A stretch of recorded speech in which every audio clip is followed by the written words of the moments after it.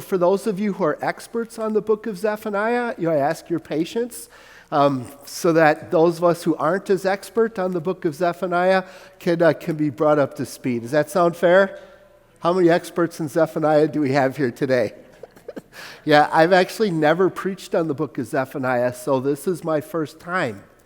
And I think as we looked at the book of Zephaniah, we hear God saying things to the Israelites that I kind of think he might say the exact same kinds of things to you and to me and to our world today.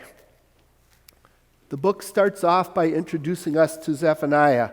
The word of the Lord that came to Zephaniah, son of Cushi, the son of Gedaliah, the son of Amariah, the son of Hezekiah, during the reign of Josiah, son of Ammon, king of Judah. Context. Josiah was, if not the best king of Judah, he was in the top 2 or 3. He was a God-fearing king. And man, did the Israelites need it, because Josiah's grandfather, Manasseh, was described in the Bible as the worst king that the nation of Judah had ever had. Manasseh built altars to Baal. Manasseh sought spiritists and mediums and seemed to encourage the people to seek spiritists and witches and mediums. And not only did he do those things, he also, quote unquote, caused his son to pass through the fire, which we think means that he offered one of his children as a child sacrifice. Ugh, this is really, really bad. And he reigned for 55 years. And so he had a huge impact on the nation of Israel. Just huge. His son Ammon was the same kind of guy. And he only reigned for 2 years, and then he was assassinated. I'm not sure, but I think he's the only ruler of the southern kingdom who was assassinated. I didn't double check that, so I may be wrong on that, but I think he's the only one who was assassinated. Josiah becomes king at the ripe old age of 8. Yes, he's 8 years old, and he's the king in the land. That's crazy. But apparently Josiah had some godly people around him, because Josiah is a godly man.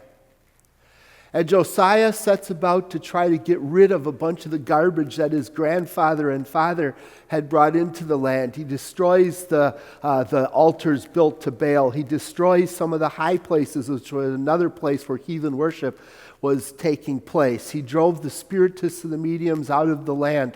He did a whole bunch of stuff. And one of the big things he did was he repaired, refurbished, remodeled, however you want to think about it, the temple.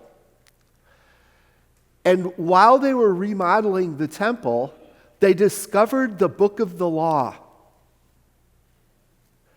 It's either the book of Deuteronomy or it's the entire Torah, the first 5 books of the Bible. We're not sure which.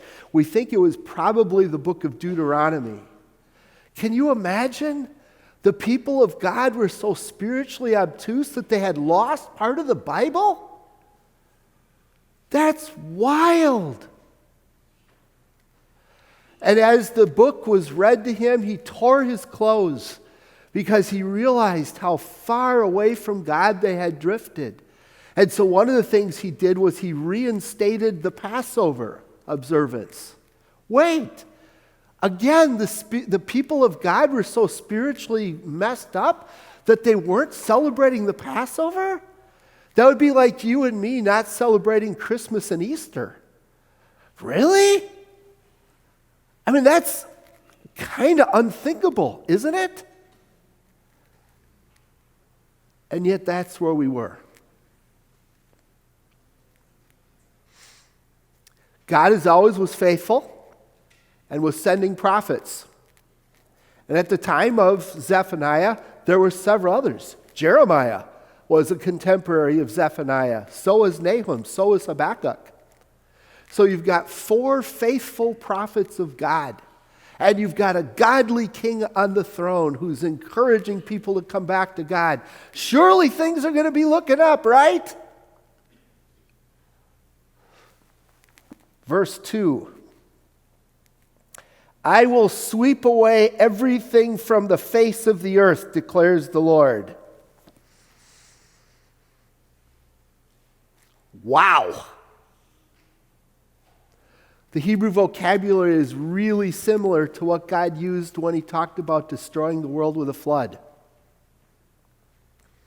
It doesn't sound like things are looking up, does it? Not hardly. And then in chapter 1, what God does is he goes through a whole litany of stuff that's going on in the land, and none of it is good. We find out that in spite of Josiah's attempts to reform, the people are continuing to worship Baal. They're continuing to worship at the high places. Yes, they are making vows to God, but they're also making vows to Moloch, who is the god of the Ammonites, a god which, and that was a religion in which child sacrifice was practiced. God calls out the prophets, not Jeremiah and Zephaniah, but the false prophets who are prophesying lies and taking people away from the Word of God. And it's just this whole laundry list of just awful stuff going on in the land.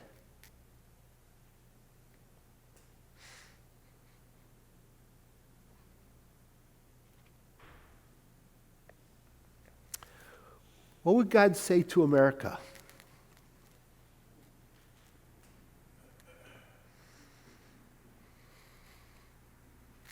What would God say to independents, socialists, Republicans, Democrats, Green Partyists? What would God say to electricians and plumbers and doctors and nurses and school teachers and pastors? What would God say to Packers fans and Bears fans?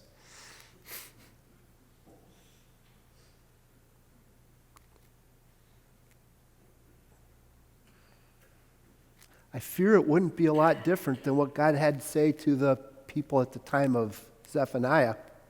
Amen? I am guessing one of the things that God might say to us is the first official verse of our text, which is near the beginning of chapter 2, where we read in verse 3, "Seek the Lord, all you humble of the land, you who do what he commands. Seek righteousness, seek humility. Perhaps you'll be sheltered on the day of the Lord's anger."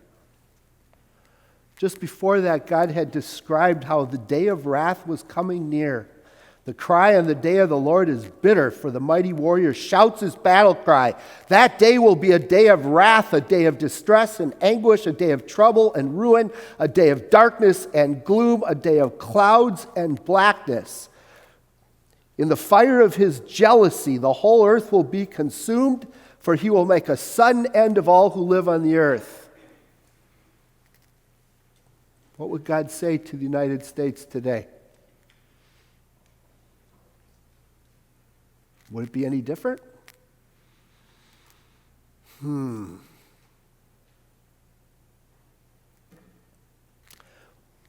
Just in case the Israelites are interested, God then broadens things out rather dramatically. And God calls out judgment on the Philistines to the west, and on the Ammonites and the Moabites to the east, and on the Assyrians to the north, and to the land of Cush to the south. Cush is probably modern-day Ethiopia.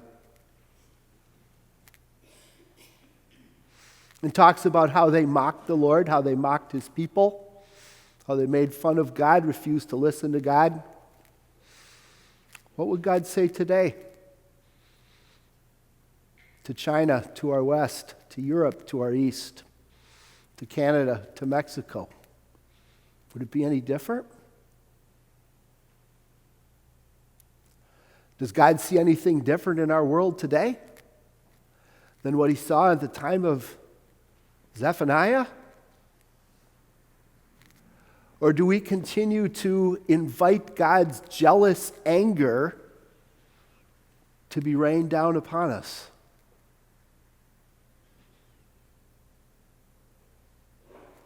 Most importantly, what would God say to you and me, who are in theory the people of God? What marks our ways?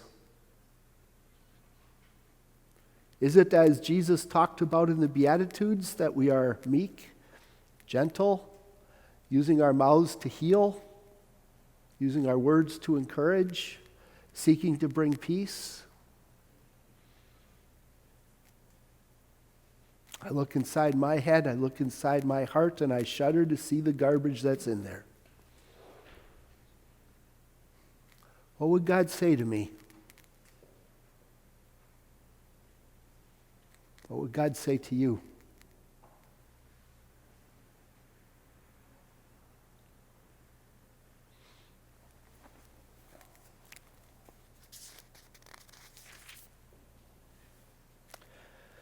And then God turns his attention to Jerusalem, the quote-unquote holy city. If there was ever a place in the history of the world that had the chance to be a beacon of light to the world, it was Jerusalem. They were the place where the temple of God was. They were the place where the offerings to the true God were given.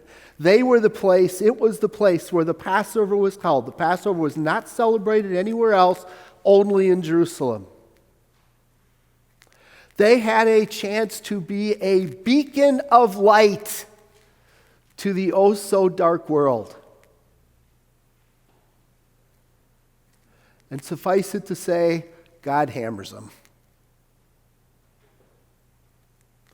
What would God say to you and me, the visible Christian church on earth, who have the chance to be the light of the world? That's what Jesus calls us, right? Are we functioning in that way? Or are our lives just as dark, just as earthly focused? Are we just as angry, just as bitter, just as resentful, just as materialistic, just as selfish as the world around us? Oh, I pray not. But again, I look into my head and I look into my heart and I just shudder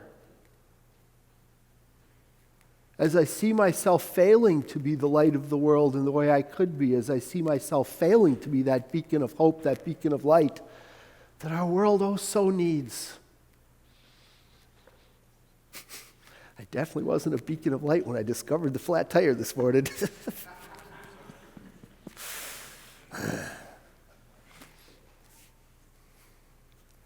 And so perhaps it's with absolute amazement that we hear what God says as we get near the end of chapter 3. He talks about how he's going to purify the lips of his people. He talks about how he's going to bring people from Cush, again, probably modern-day Ethiopia, and from all over the world to bring offerings to his name. What's he talking about? He's talking about the holy Christian church, that gathering of all his believers. And what does he say about us? On that day, Jerusalem will not be put to shame for all the wrongs you have done to me, because I will remove from you your arrogant boasters. And this is the text, by the way. Never again will you be haughty on my holy hill, but I will leave within you the meek and the humble. The remnant of Israel will trust in the name of the Lord. They will do no wrong. They will tell no lies. A deceitful tongue will not be found in their mouths. They will eat and lie down, and no one will make them afraid. Can you imagine? He describes you and me as being spotless and blameless. Why? Because there in Jerusalem, that place that had the chance to be the beacon of light, that's where the light of the world entered into the darkness of death, Jesus, so that he could wash you and me clean. so that you and I could become lights of the world. Wow. That God would speak so wonderfully about us is flat out amazing. He goes on to talk about how we will sing and we will shout aloud. We'll be glad and rejoice with all your heart. For the Lord has taken away your punishment. He has turned back your enemy. The Lord, the King of Israel, is with you. Never again will you fear any harm. Wow! God promises to be with you and me always. God promises us that we don't need to fear any harm because after all, what's the worst thing that can happen? We can be killed. In which case, where do we go? Heaven. So is being killed a bad thing? No. For us, it's great because we get to go to heaven. And so what harm do we possibly have to fear? Flat tires, right? That we don't need to fear any harm, because the Lord is with you. And then can you imagine? He even says this. At that time I will gather you. At that time I'll bring you home. I will give you honor and praise among all the peoples of the earth when I restore your fortunes before your very eyes. And in fact, he even goes this far. God will take great delight in you. In his love, he will no longer rebuke you, but will rejoice over you with singing. And some translations translate it that he will boast over you with singing. Can you imagine? God is going to boast about you and about me and say, yep, this one is one of mine. This one is my son. This one is my daughter. Look at him. Look at her. God rejoicing in us? That seems impossible. But that's who your God is. He's the God of the impossible, who can cause Abraham and Sarah to have a baby at the age of 190 respectfully, who can take people dead in their transgressions and sins, and who can bring them to faith. Your God is the God of the impossible, who has taken dark people like us and turned us into beacons of light, the light of the world, reflecting Jesus' light to others, who now can use their lips, and of course for us it's not only lips but keyboards and whatever, who can use our lips to heal and to encourage and to build up. Because your God is a God of the impossible. And oh, notice he describes us as being meek and humble. He doesn't describe us as being strong. He describes us as being a remnant. So would we expect us to ever be in the majority? Probably not. Could we become the majority? Sure, because God's the God of the impossible. But he describes us as the meek, the weak, the humble, the lowly. And you know what? That's really good. And it's really good for us to know. Why? Because when a person recognizes their weakness, what do they go looking for? Strength. And where is our real strength?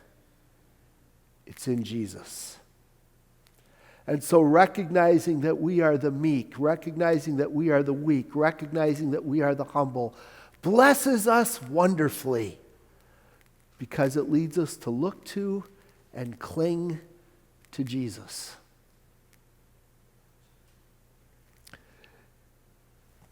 As I read and studied, I learned a lot about Zephaniah this last week. As I read and studied, like I said at the beginning, I couldn't help but thinking, I think God would say about the exact same things to us today as he said to them then. because the world hasn't really changed. Amen? Now here's the sad thing. The people at Zephaniah's time didn't listen.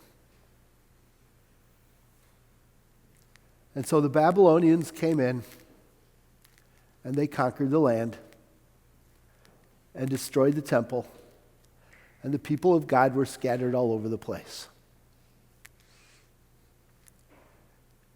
And the challenge to you, to me, to you and to me today is very simple. They refused to listen.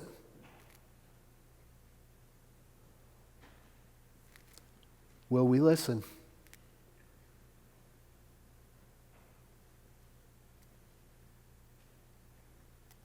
My sincere hope and prayer is that I will listen.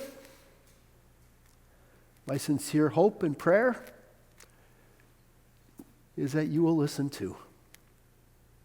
May God grant it. Amen? Amen. And amen.